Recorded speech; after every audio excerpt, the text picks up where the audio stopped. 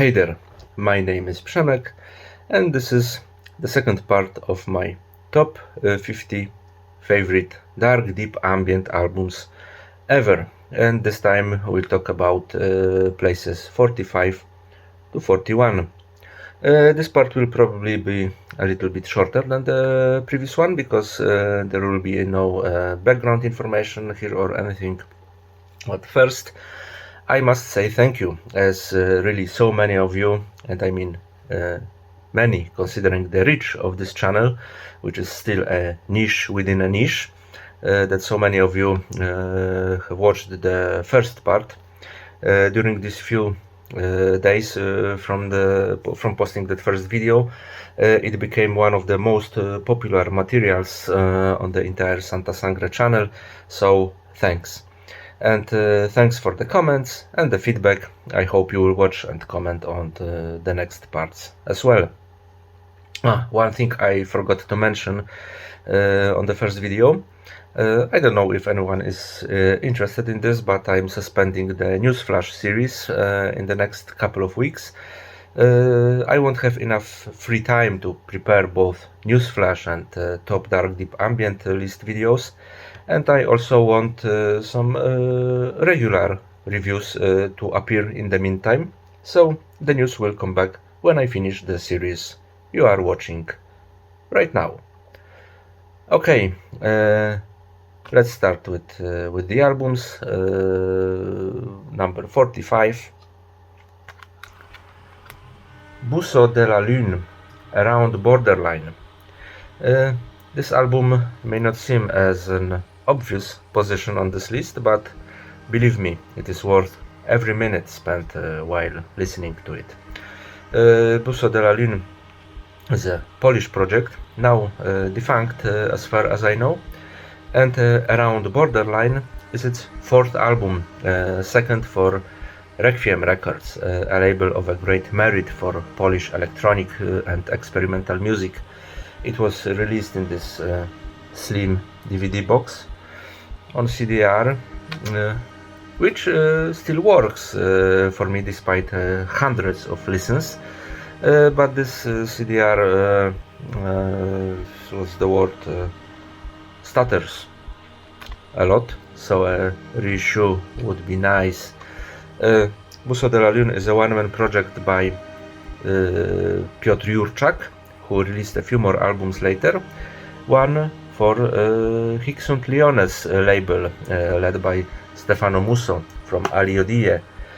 And I remember that when I first listened to Around Borderline, and I listened to it around its premiere sometime, I had the impression that Busso della Lune would actually fit the profile of Hic Leones, because although musically they are not exactly the same worlds, the aura surrounding the sounds is quite similar. And as the musician himself said, this album is an attempt to combine laptop electronics with acoustic instruments, piano and guitar, although these sounds are recycled and properly processed. It's airy, peaceful music, although tinged with a certain surrealism. There's a lot of melodies here, but it's not like obvious melodies, sometimes delicately out of tune. It's like memories slowly fading away, you know. You remember some great moments from your past, but you can't recall the details exactly. And the most beautiful memory is from the sea, track 8, Still Be Free. It's the quintessence of melodic, melancholic ambient. Fun fact, if you search for this track on YouTube, Still Be Free, you will find a video recorded probably in some zoo showing lizards, snakes and few other cool animals in their well, not necessarily natural habitat. But the video is pretty peculiar. And fun fact number 2, on the first album of my own project, Embers Below Zero, the Oblivion Sea, there's a track called Forget About Me, La Mer Profonde. And I think I can say today that when composing it, I was heavily inspired by Still Be Free. I wanted to recreate that extraordinary ambience of that song as faithfully as possible. I don't remember exactly how many Polish albums I have on this list. Not much, but this one definitely deserves a place on it. Number 45, Busso della Lune, Around Borderline.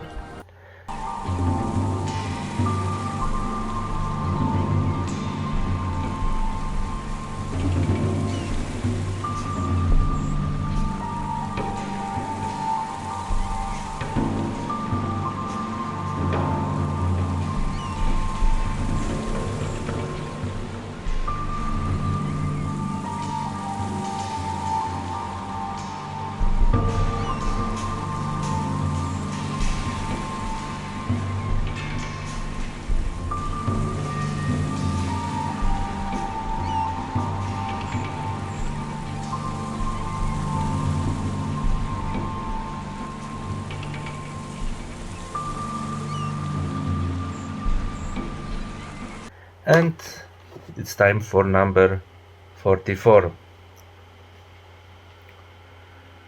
False Mirror, Sigint. False Mirror is a German project led by Tobias Hornberger. And as Discogs says, it's a project inspired by natural forces and industrial derelicts.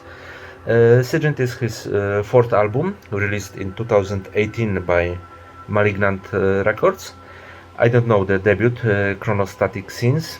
The album North was so-so. And the third one, Derelict World, is a great piece of ambient music. And interesting story with this album. I listened to it for the first time, I think on a premiere in 2018. And as I said, I really liked the previous one, Derelict World. So I listened to Sigint, and my reaction was okay, but nothing special. And sorry, after 2 years, around 2020 I think, I accidentally picked it up from my shelf, played it again, and I was completely hooked. I've been listening to it over and over since then. I would say that apart from a few classics which appear on the highest places on this list, Sigint is the dark ambient album that I listen to the most often this decade, at least once every 2 weeks. And with a few thousand records I got, that's quite an achievement, I think. And I suspect that if this album had been released like 10 years earlier, it would definitely be on this list much higher. Perfect dark ambient, which is not particularly dark or disturbing. The drones are not very overwhelming, you know.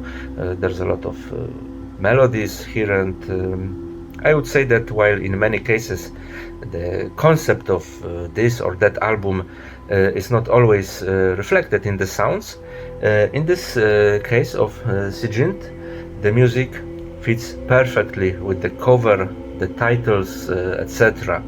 It has a certain, I don't know, technological or scientific approach, similar to what, for example, Andrew Lagowski does in SETI, though Andrew often refers to extraterrestrial sounds and issues, but it's of a little importance at this moment.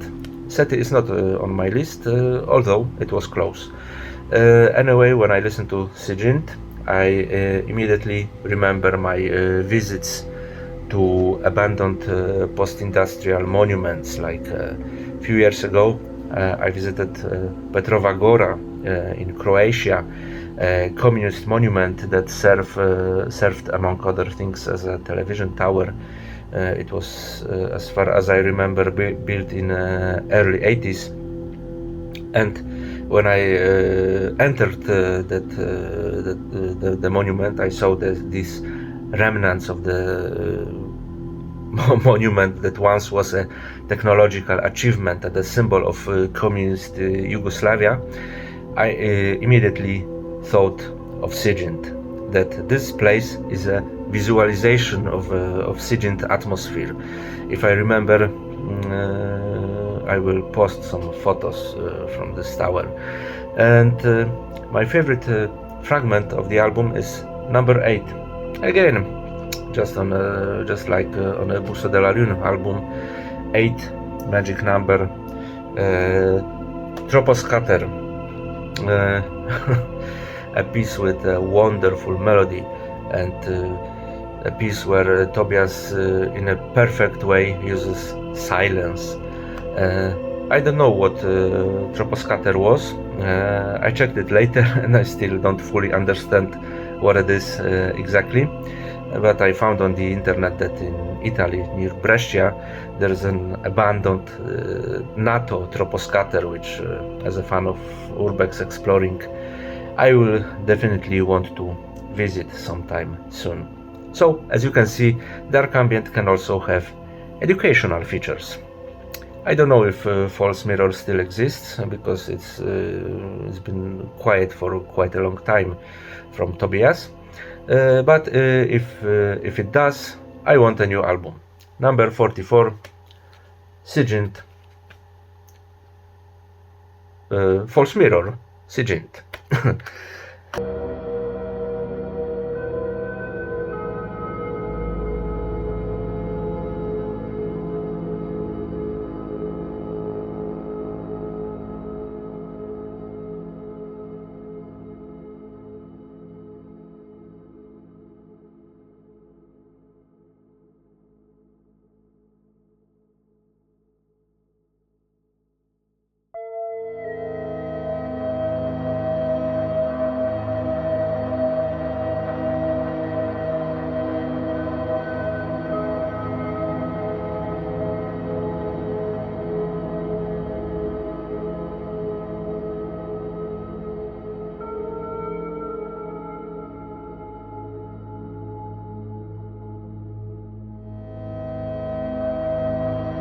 Okay, now it's time for number 43.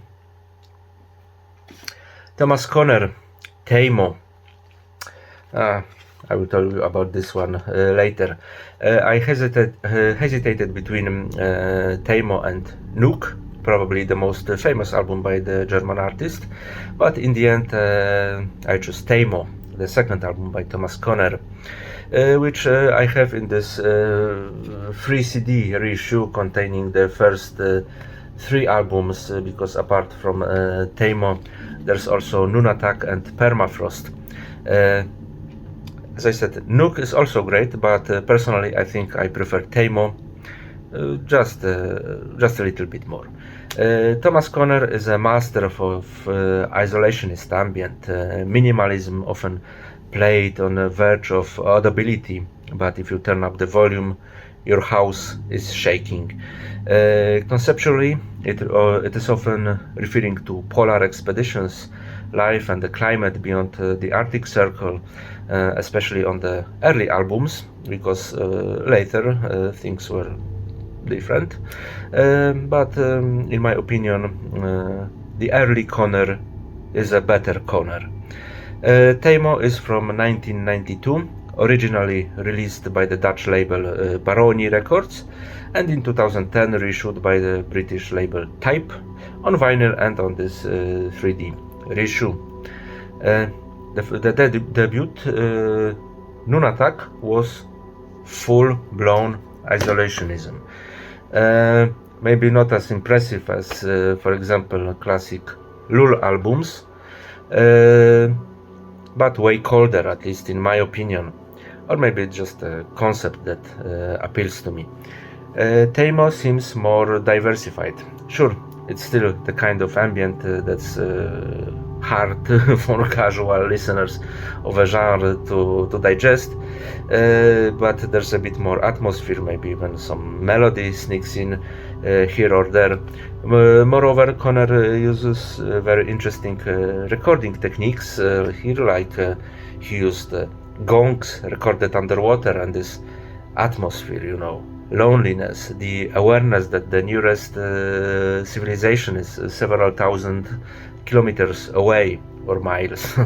The suggestiveness and craftsmanship with which Conner sculpts his drones are extraordinary. Although this album requires patience, which is typical for this musician's works, of course, because if you listen to it with one ear, you will only hear some quiet humming. But Teimo is worth every minute of your patience and dedication if you decide to spare, well, not so much time, I forgot exactly, but I think it's less than 40 minutes long. A great piece of isolationism. Number 43, Thomas Conner, Teimo.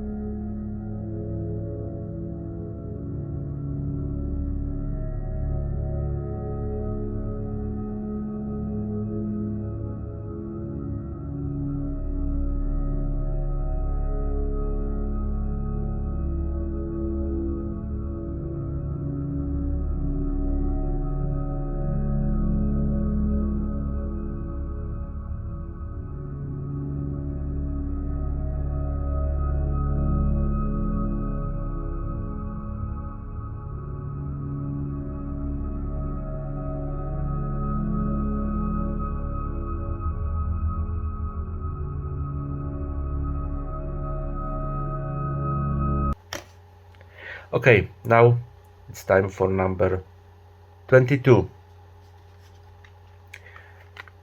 Shinkiro, Way of the Gods. And Shinkiro is a Japanese project led by Manabu Hiramoto, founded in 2003. The first album, titled Deep Blue, was released in 2005. And the album that is on my list, Way of the Gods, is from 2008, released by Athanor Records from France, just like the debut. And in my opinion, Shinkiro's music on this album is exactly at the intersection of dark and deep ambient. There's a slightly dark, disturbing atmosphere here, but there's also a lot of space and organic feel, intensified by the abundant use of field recordings. There's also a bit of ritual feeling in a few tracks, which reminds us about the project's country of origin, and frequent references to Shintoism or Buddhism. No pagan rituals, no bonfires in the forest, just cherry blossom trees, a pagoda in the middle of nowhere, and snow-capped mountains in the distance. Yeah, I know I sound so banal and cliché right now, but this music really brings such images to life, and Shinkiro on this album is very dark ambient. It uses means of expression rather typical for the genre, but at the same time it's very separate from the rest of the scene. It's not original in terms of sound, but in its unique Orient atmosphere. I don't know if it's the best Shinkiro album. Collaborations with Empuse are great. These two albums from last year actually, 2023, Stalactos and Birth of the Gods, which will soon be reviewed by me on the channel. There are also great pieces of ambient music, but Weight of the Gods is very close to my heart. I listen to it often in the years when I was discovering Asian, especially Japanese cinema, both old and new, both crazy and contemplative. And Shinichiro is like is as Japanese as Masaki Kobayashi films. Such music could not have been created anywhere else. It's mysterious, just as this country is still mysterious to an average European person like me. And my favorite part of the album is number 4. The songs have no titles, they are simply numbered from 1 to 8. And number 4 is a beautiful synth soundscapes and deep field recordings. Paradoxically, this song is probably the least Japanese in feeling, but it is totally addictive. I want to listen to it over and over again. Number 42, Shinkiro, Way of the Gods.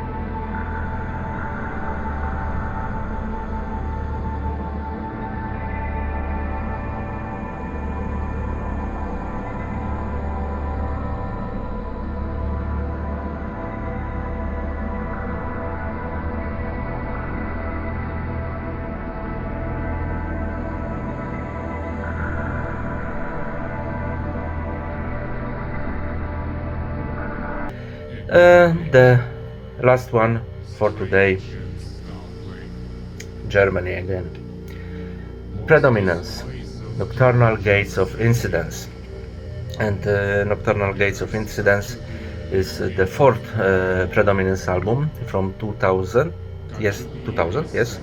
I have in the remastered version a reissue from 2012, enriched with pieces from the North Ambient Alliance split, and I don't take those 2 tracks under consideration when discussing this album, because I obviously knew Nocturnal Gates of Incidence before, and it always made a huge impression on me. I don't know the first 2 Predominance albums, White Ashes and Obliteration. And the 3rd one, Hindenburg, it was an album dedicated to the famous German Zeppelin disaster in the 1930s. That album was very good, well, still is very good, but it was probably on Nocturnal Gates of Incidence where Predominance has fully spread its wings, and it's a shame that it was also the last full material of the project. There was a 2 CD album with compilation tracks and live performance. It was released, I think, in 2005, but we didn't get a completely new album after the year 2000.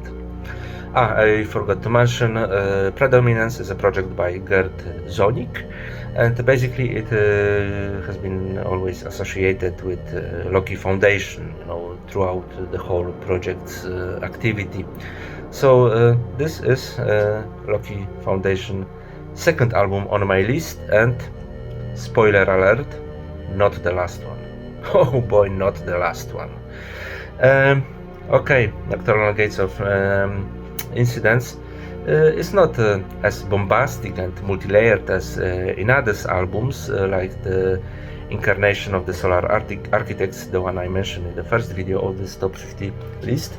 On the contrary, if compared to that album, to that innate album, Nocturnal Gates of Incidence may sound simple and straightforward, but this album has other features that make it stand out. Yes, it is dark ambient, but as strange as it may sound, it is in some peculiar way optimistic, even uplifting. Okay, it's still full of cosmic noises and pulsation, low-tuned drones, but I don't think I can find even a hint of gloomy or negative emotions in any of these pieces. and there's some hope here, a hope of meeting some higher form of life, you know, somewhere far on the outskirts of the galaxy, aliens or gods who will show us the way to avoid self-destruction. There are a lot of melodies on the album. Damn, there's even a regular song, you know, Aurora Borealis. I mean, a song with sung vocals, no spoken words, and a melody you can hum while shaving or taking a shower. And spoken vocals appear more often, as in Once They Arrived, which is a beautiful, epic, strangely serene ending to the album.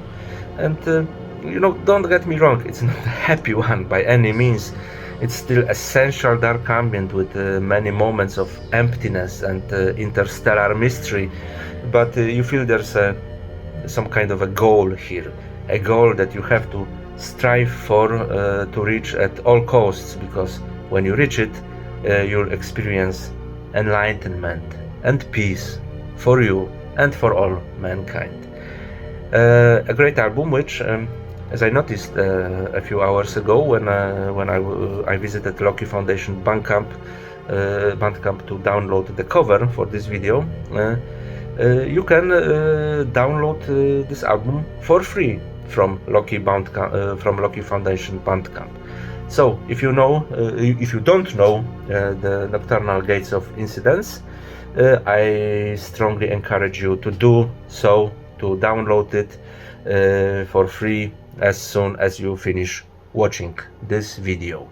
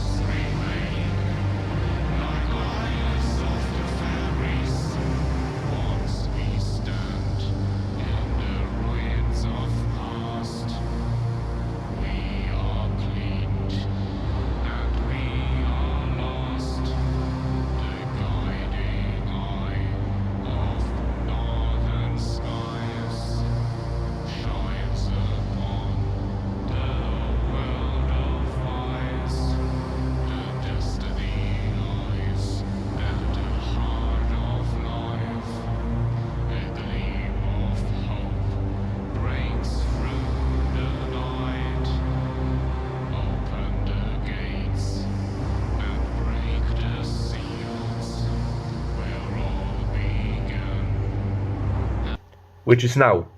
This was the second part of the top 50 favorite dark deep ambient albums, places 45 to 41. Thank you for watching. If you want, click like, comment and subscribe to the channel if you haven't done it yet. Okay, once again, thanks for watching and see you soon.